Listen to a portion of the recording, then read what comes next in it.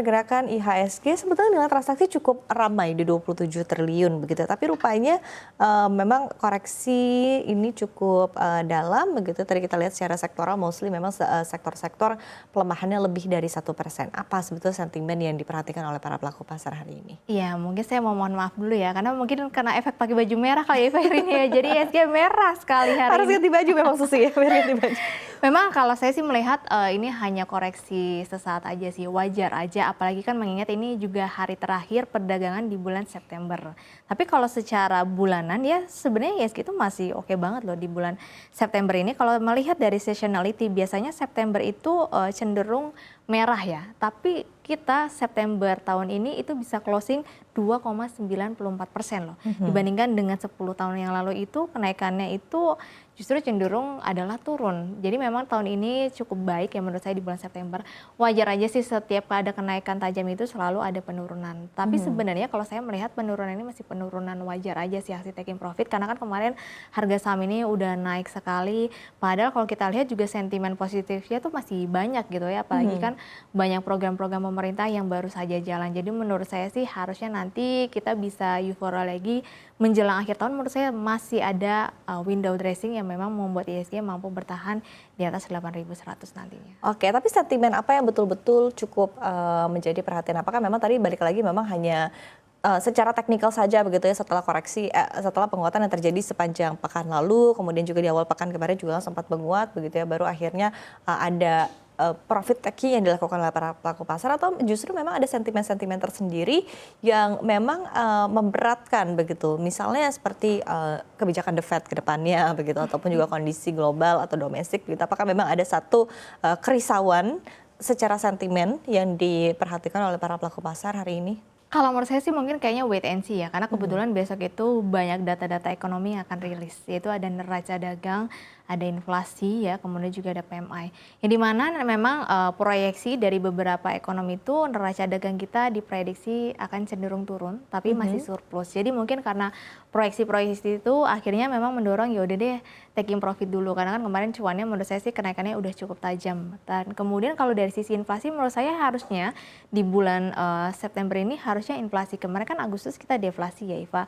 Nah harusnya di bulan September ini akan inflasi, kemarin kan kita 2,31%, harusnya mungkin proyeksinya di atas 2,31 ya, mungkin 2,5. Karena kalau teman-teman perhatikan harga beras, harga bawang itu naik loh. Jadi kemungkinan memang inflasinya itu didorong dari kenaikan harga bahan baku. Sebenarnya kan itu memang satu sisi yang memang sebenarnya bukan kabar yang cukup baik ya. Inflasi itu baik kalau memang dari full demand inflation gitu ya, bukan dari harga, dari biayanya gitu, dari cost-nya. Kalau saya sih melihat memang hanya wait and see, karena besok akan banyak data rilis, dan memang sentimennya mungkin kalau yang negatif itu justru dari luar, tapi sebenarnya itu negatif buat luar tapi positif buat kita, yaitu kan ada aksi shutdown di Amerika Serikat gitu ya, di mana yang kemungkinan nantinya pendanaan di Amerika Serikat itu sementara akan ditutup, sehingga kan akan banyak istilahnya yang memang harusnya dilakukan oleh Amerika Serikat akhirnya tertahan karena adanya aksi shutdown tersebut. Tapi itu sebenarnya hal baik loh untuk rupiah. Makanya kalau teman-teman lihat hari ini rupiah menguat karena memang salah satunya itu yang membuat indeks dolar melemah.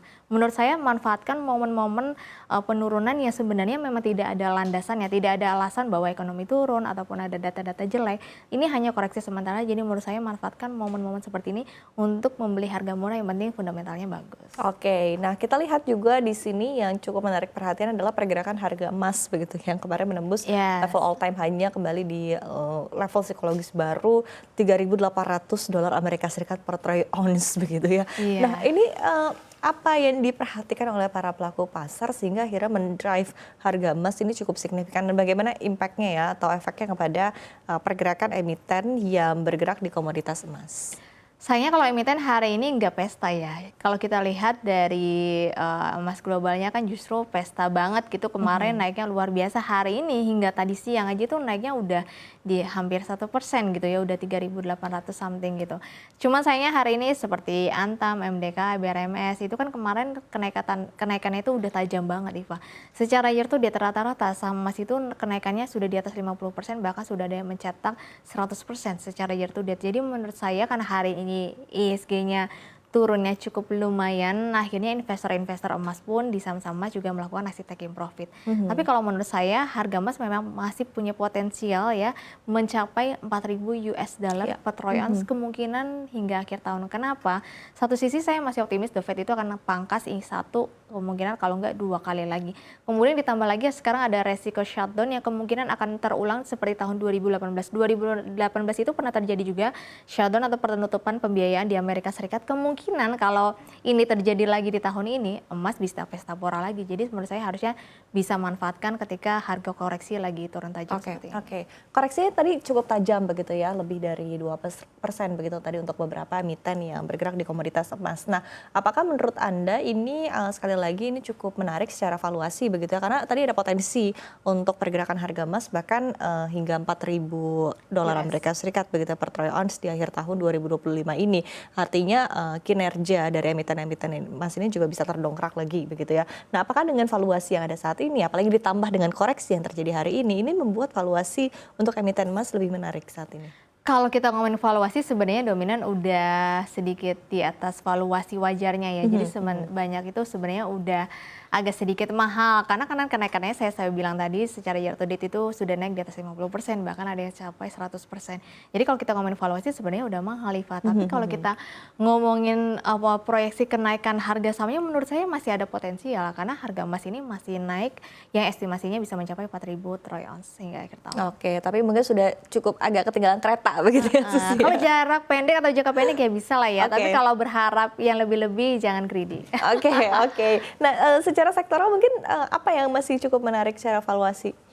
Perbankan Menurut juga saya, terkoreksi begitu Iya, apakah? perbankan hari ini menurut saya menarik loh karena kan likuiditas ini kan baru aja programnya dijalankan ya. Belum lagi nanti likuiditas ini banjirnya juga ke KPR rumah loh. KPR rumah itu nanti suku bunganya bisa jadi sangat kompetitif gitu. Jadi menurut saya saat ini yang valuasinya masih murah, benar-benar murah ya, itu banking sama properti. Dua sektor ini pertama itu bisa banjir dari likuiditas banking yang udah ini ya rilis ya yang puluhan triliun itu di mana nantinya itu juga akan membanjiri pasar properti karena KPR suku bunga rumah itu nantinya akan jauh lebih murah, lebih kompetitif sehingga orang-orang yang tadinya mungkin nggak mau investasi properti itu bisa jadi investasi karena suku bunganya nanti itu bersaing. Jadi menurut saya dua sektor ini selain masih murah prospeknya cukup baik karena banyak program-program pemerintah yang memang menopang, ditambah lagi ternyata ada subsidi plafon bunga. Jadi kalau misalkan Iva beli rumah nih dengan cicilan 10 juta sampai 100 juta itu bisa dapat plafon subsidi bunga dari 5,5% hingga 10%. Jadi menurut saya selain dari PPNDTP masih ada subsidi bunga yang memang cukup menarik. Oke, nah kita memasuki hari perdagangan terakhir ya di bulan September hari ini dan tadi untuk di tanggal 30 September sendiri pergerakan indeks harga saham gabungan berada ditutup di zona merah begitu meskipun secara 1 bulan terakhir sebetulnya kinerja IHSG ini masih cukup ciamik dan bulan September ini bahkan menembus level all time high-nya begitu ya. Nah, proyeksi untuk pergerakan di bulan Oktober sendiri akan seperti apa begitu ya, dinamika apa yang akan dilalui oleh indeks harga saham gabungan kita di bulan ke-10 ini? Kalau Oktober sih menurut saya sih masih potensial ya. Kalau kita lihat nih secara track record selama 10 tahun terakhir itu kan hijau itu hanya di tahun 2017 ya sama 2021 dan tahun ini 2025. Nah kalau kita lihat tahun 2017 ketika September hijau, Oktobernya tuh lanjut hijau loh. Baru dia di November merah, baru di Desember closing hijau window dressing. Di 2021 juga kalau kita lihat di Septembernya itu hijau hingga 2,2%. Oktobernya itu bahkan naik hingga 4,8%. Jadi kalau saya melihat Oktober ini karena nanti masih ada efek pemangkasan suku bunga, jadi menurut saya kemudian ditambah data-data ekonomi yang makin yahut karena program-program itu udah jalan dari bulan ini. Jadi menurut saya nanti bisa terlihat dampaknya di bulan Oktober atau di kuartal 3. Jadi menurut saya harusnya bulan Oktober pasar masih euforia, mungkin nanti November koreksi, baru Desember kita window dressing pesta lagi. Oke, nah range atau rentang untuk IHSG sendiri seperti apa? Apakah ada possibility tentunya ya untuk IHSG menembus level all time high terbarunya di level psikologis 8.200 mungkin? Menurut saya bisa aja di bulan Oktober. Kita sebagai investor memang harus optimis selama data-data ekonominya itu tidak turun.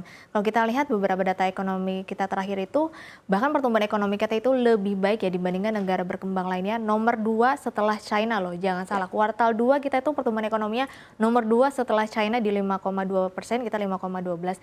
Jadi saya masih optimis bulan Oktober ISG bisa tembus 8.200. Oke.